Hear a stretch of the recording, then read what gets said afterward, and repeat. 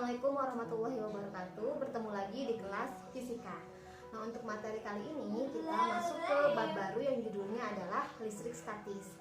Ditonton ya videonya sampai akhir. Nah, kita memasuki bab yang selanjutnya. Sebelumnya, mari kita amati video berikut ini tentang petir.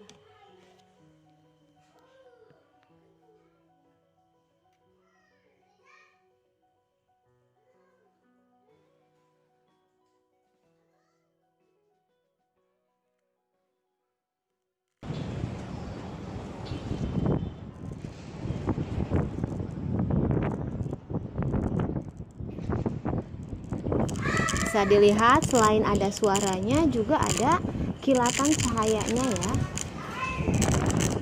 Mengapa bisa terjadi petir? Ini bisa dijelaskan dengan mempelajari listrik statis. Nah, kalau di bab yang sebelumnya kita membahas tentang listrik dinamis. Di bab yang ini kita membahas tentang listrik statis. Artinya dalam bagian ini kita akan pelajari muatan listrik dalam jumlah tertentu yang tetap atau statis. Termasuk juga ketidakseimbangan muatan listrik di dalam atau permukaan benda. Nah, ini mungkin sudah banyak yang pernah mencoba praktikum sederhana ini ya waktu SMP ataupun SD. Jadi penggaris plastik diusap-usapkan ke rambut, kemudian didekatkan dengan sobekan kertas kecil. Maka yang akan terjadi adalah sobekan kertas tadi kemudian akan menempel ke penggaris. Mengapa penggaris plastik yang digosokkan pada rambut dapat menarik kertas kecil? Nah, ini juga salah satu fenomena listrik statis ya. Nah, kita harus paham dulu tentang atom.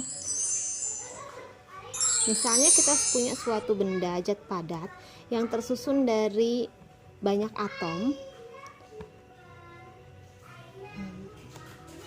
Kalau kita ambil satu atom, maka atom ini atau satu partikel terdiri dari atom, di mana susunan atomnya adalah bagian inti terdiri dari proton dan juga neutron, serta dikelilingi oleh elektron. Kurang lebihnya seperti ini.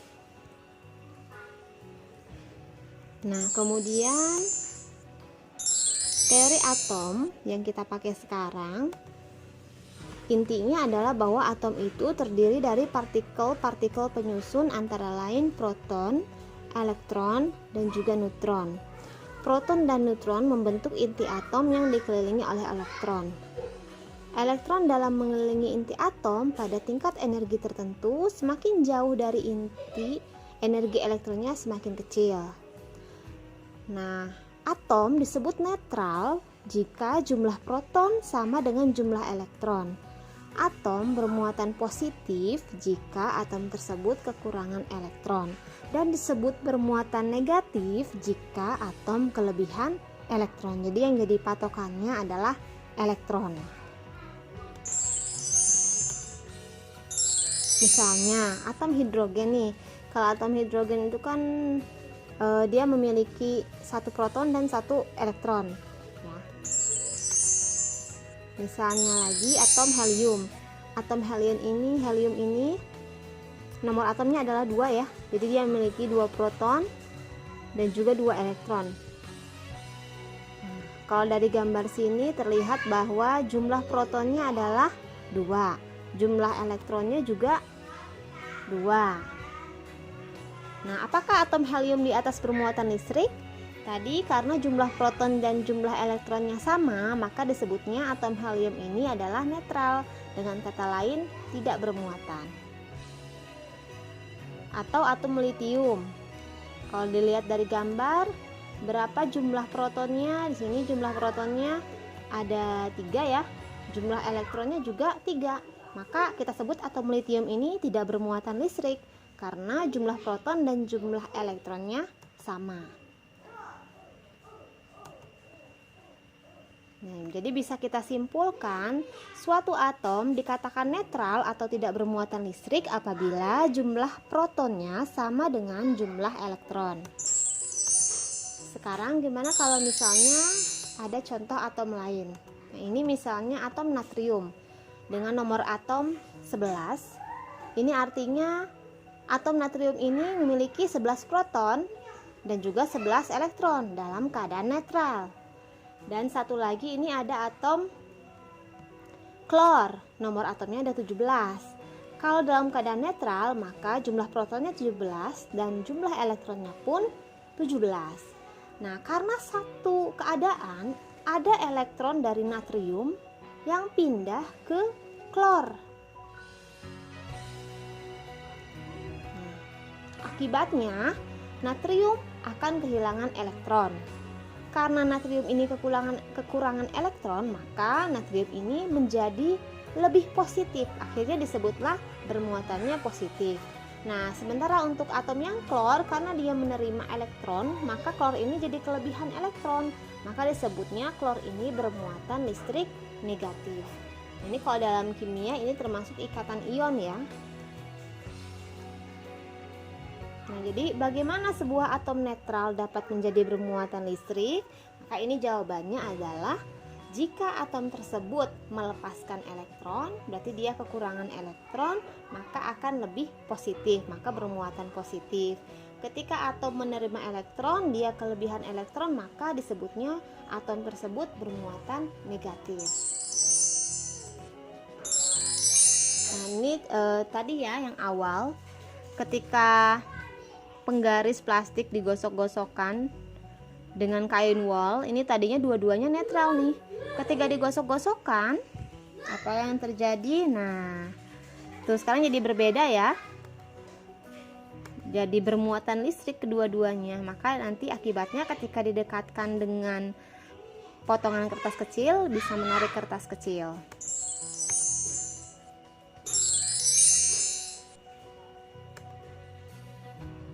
Ini juga masih contoh yang sama dengan menggosok-gosokkan benda.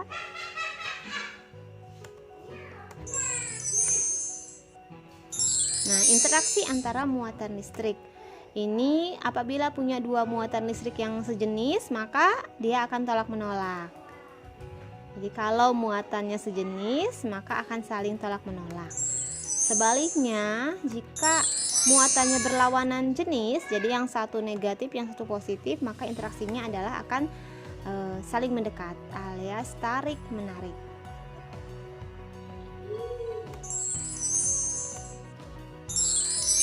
Nah, bagian pertama di listrik statis ini akan membahas tentang hukum Coulomb. Apabila kita punya dua muatan, Q1 dan Q2, maka di antara muatan ini akan ada gaya. Bisa gaya tarik-menarik ataupun bisa gaya tolak-menolak, tergantung jenis muatannya. Kalau muatannya ini sejenis, maka nanti gayanya adalah tolak-menolak. Ini. Berapa besarnya gaya tarik-menarik atau tolak-menolak antara dua muatan? Ini dijelaskan oleh Coulomb.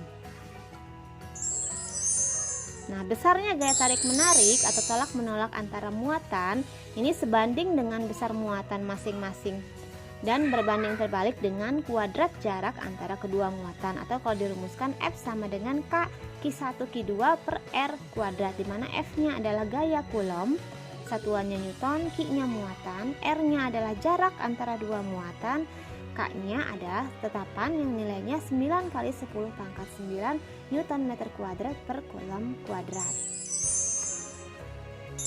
Nah, ini ada contoh soal, bisa diperhatikan saja contoh soalnya ya, nanti ditulis. Kalau ada yang tidak dimengerti bisa ditanyakan ke ibu di grup chat. Nah, ini contoh soalnya.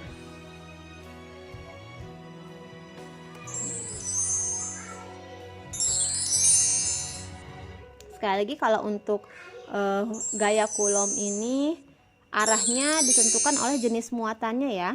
Tapi ketika masuk ke perhitungan tidak harus dimasukkan misalnya muatan negatif maka di sini jadi min, enggak ya. Jadi kalau ini gaya hanya menunjukkan besarnya, sementara nanti arahnya baru dilihat dari jenis muatannya.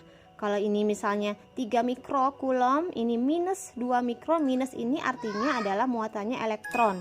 Jadi nanti hasilnya 540 Newton dengan arah gayanya itu adalah saling mendekat atau tarik menarik. Berikutnya adalah tentang medan listrik.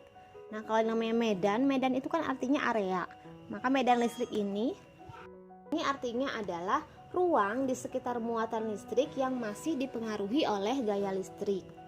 Misalnya kita ada muatan uji Q diletakkan di dekat benda bermuatan Q. Jika benda uji mendapatkan gaya listrik, maka tempat di mana benda uji berada di dalam medan listrik benda bermuatan Q. Ini kalau digambarkan.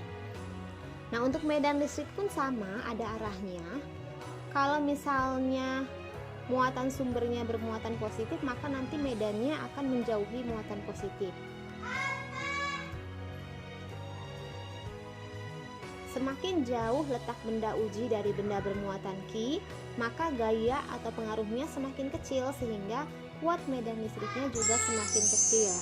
Besarnya medan listrik ini bisa digambarkan melalui garis-garis gaya listrik. Jadi kalau muatan sumbernya bermuatan positif, maka arah medan listriknya itu keluar dari muatan tersebut.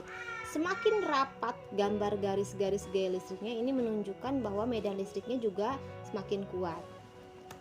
Nah, kebalikannya, kalau muatan sumbernya negatif, maka medan listriknya adalah menuju ke muatan tersebut.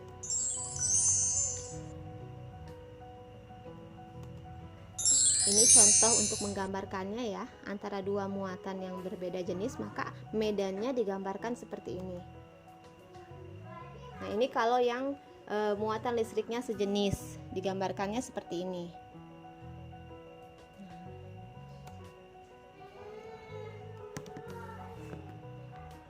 Bagaimana untuk menentukan kuat medan listrik?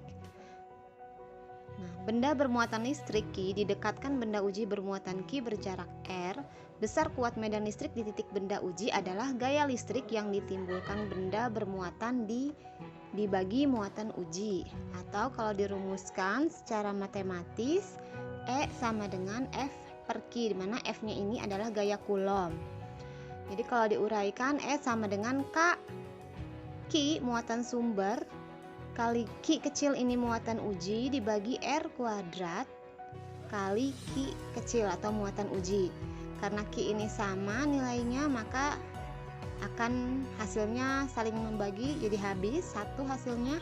Maka persamaan akhirnya untuk kuat medan listrik di titik tertentu adalah E sama dengan K Q per R kuadrat.